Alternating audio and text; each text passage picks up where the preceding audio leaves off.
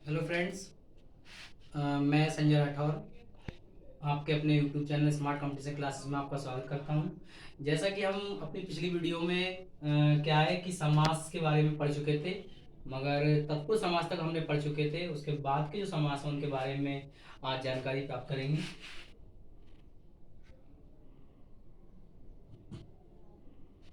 जो हम तत्पुरुष समास के बारे में पढ़ चुके कि जिसका तत्पुरुष समास की डेफिनेशन क्या थी कि जिस समास का प्रथम पद मुख्य या गौण तथा उत्तर पद प्रधान होता है तो वो कौन सा समास होता है? तत्पुरुष समास होता है। ठीक है, उसके उदाहरण के बारे में भी हमने पढ़ लिया था। अब उसके आगे तीसरे नंबर का समास कौन सा है हमारा? द्विगु समास। द्विगु समास, इसकी अगर डेफिनेशन के बारे में बात करें तो कि जिस समास का प्रथम पद संख्यावाचक तथा उत्तर पद प्रधान हो वहाँ द्विगु समास होता है। ठीक है, यानी कि जिस समास का प्रथम पद संख्यावाचक तथा उत्तर पद प्रधान हो तो वहां कौन सा समास होता है? द्विगु समास होता है। द्विगु समास की एक खासियत ये भी होती है कि द्विगु समास में 1 से 9 तक की संख्याएं लिखी होती हैं।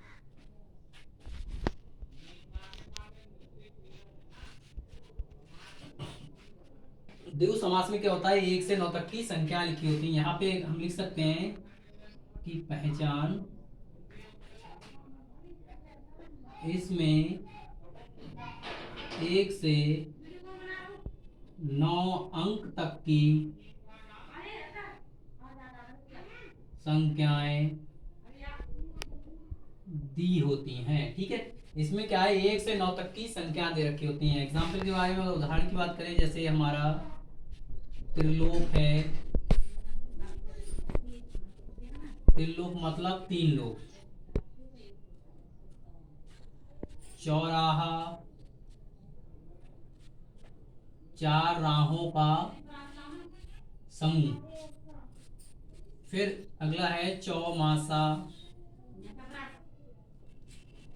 4 मासों का समूह।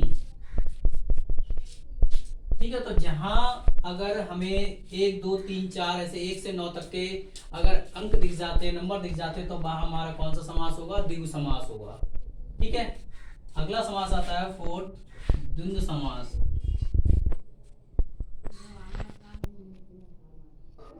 जिस समास के दोनों पद प्रधान होते हैं, दोनों पद प्रधान होते हैं वहां जिस समास के दोनों पद प्रधान होते हैं वहां कौन सा समास होता है? द्वंद्व समास होता है। इसमें एक खासियत ये होती है, इसकी पहचान ये होती है कि इसमें योजक चिन्ह लगा होता है। इसमें योजक चिन्ह, जिसे हम बोलते हैं योजक चिन्ह, ये लगा होता है। ठीक है, और अगर विग्रह करते हैं इसका तो उसमें और शब्द जुड़ जाता है। विग्रह करने पर और शब्द जुड़ जाता है। ठीक है, तो द्वंद्व समास में हमने क्या पहचान बताई आपको कि इसमें क्या होता है कि योजक चिन्ह लगा होता है। इसमें क्या होता है? योजक चिन्ह लगा होता है।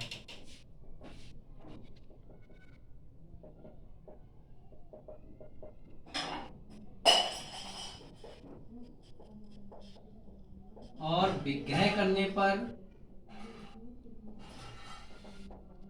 और शब्द लग जाता है, होता है। जैसे, ठीक है, अन्न और जन। ठीक है, माता पिता, पिता। ठीक है, ऐसे ही हम कोई भी एग्जाम्पल ले सकते हैं। इसमें क्या है? बीच में योजक चिन्ह आएगा और उसका विग्रह करने पर क्या आएगा? और शब्द आएगा। ठीक है, जैसे पाप पुण्य है, पाप और पुण्य। ठीक है, तो ये हो गया हमारा द्वंद्व समास। अब अगला आता है हमारा कर्मधारय।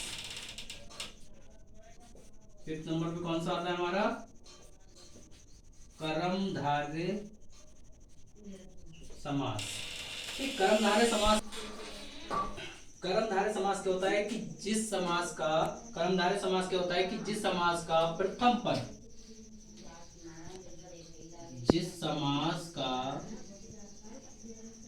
प्रथम पद विशेषण या विशेष हो, वहां विशेषण तथा विशेष हो तथा उत्तर पद प्रधान हो, उत्तर पद प्रधान हो, वहां कर्मधारय समास होता है। ठीक है, यानी कि जिस समास का प्रथम पद विशेषण या विशेष हो तथा उत्तर पद प्रधान हो, तो वहां कौन सा समास होता है, कर्मधारय समास होता है। इसके अगर एग्जाम्पल की बात करें हम,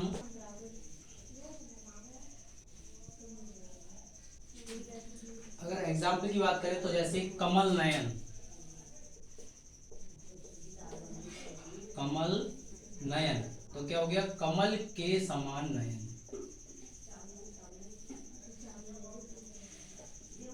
कमल के समान नयन। ठीक है, ऐसे ही नील कमल,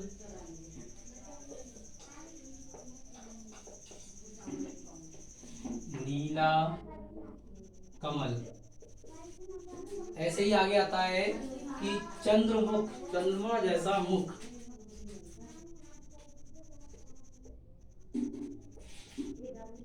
चंद्रमुख, चंद्रमा जैसा मुख। ठीक है, तो ये हमारा कौन सा समास हुआ, कर्मधारय समास। ठीक है, कर्मधारय समास की अगर वैसे बात करें तो इसमें क्या होता है कि इसकी एक पहचान भी है। कर्मधारय समास की पहचान क्या है हमारी, कर्मधारय समास की पहचान क्या है कि इसमें, कर्मधारय समास में क्या होता है कि हमारा इसमें के समान या जो शब्द दे रखे होते हैं। कौन कौन से शब्द दे रखे होते हैं, के समान या जो शब्द दिया हो, तो वहां कौन सा समास होता है, विग्रह करने पर है ये, वहां कर्मधारय समास होता है। ये जो समास है वो के समान या जो शब्द विग्रह करने पर आएंगे तो वहां पे कर्मधारय समास होता है। ठीक है, अब अगला आता है हमारा लास्ट, बहुव्रीहि समास, जो सबसे ज्यादा पूछा जाता है। बहुव्रीहि समास, बहुव्रीहि समास के बारे में आपको पता है क्या होता है बहुव्रीहि समास? ऐसे ही क्या है, बहुव्रीहि समास को भी हम बहुत ही अच्छे से याद करेंगे।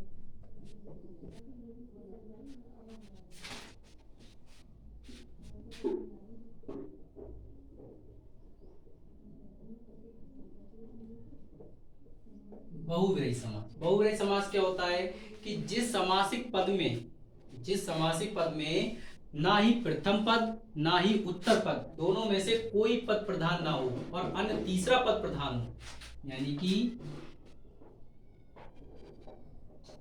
जिस समास में प्रथम पद व उत्तर पद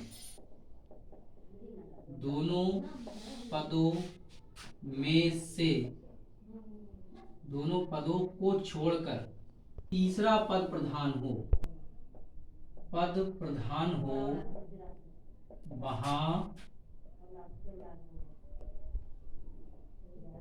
बहुव्रीहि समास होता है। वहां क्या होता है, बहुव्रीहि समास होता है। ठीक है, तो अगर इसके एग्जाम्पल की बात करें कि बहुव्रीहि समास कहाँ कैसा होता है, जैसे दशानन, तो दशानन में क्या है, हमारा बहुव्रीहि समास है, क्योंकि दशानन में क्या है कि 10 है